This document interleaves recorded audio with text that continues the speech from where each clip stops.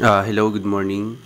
Ganito po kung papaano mag-setup ng access point name or APN sa network nyo para sa TM or Globe.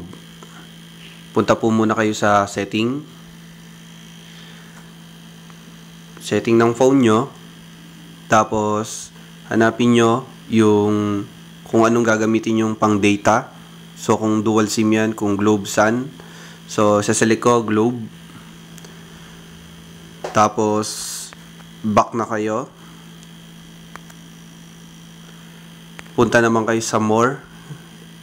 Hanapin nyo yung APN nyo or yung access point name. Sa akin sa mobile networks. Tapos, may makikita kayong network type. 3G, 4G, ganyan. Tulad nito.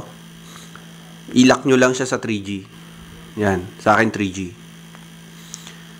Ito na yung access point name ko. Click nyo dyan. So, Globe nga. Globe kasi yung isi-set up natin. So, halimbawa, wala pa kayo dyan. Or kung meron na kayo dyan, gawa kayo, merong plus sign sa taas. Ibig sabihin, mag-a-add kayo.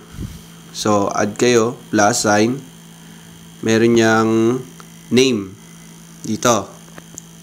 So, gawa kayo ng name. Kahit ano lang naman yan, walang problema. So, lagyan na lang natin ng pagkakakilanlan. VPN for Globe. Tapos, sunod sa access point name. Dito. Ayan ang importante kasi yan yung ida-dial up.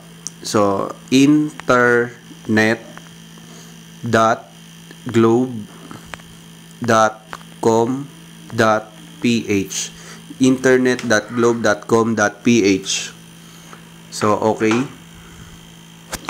Tapos, merong save sa taas dito. Save. Siyempre, i-click nyo yun. Yan, na-select nyo na yung APN nyo para sa Globe.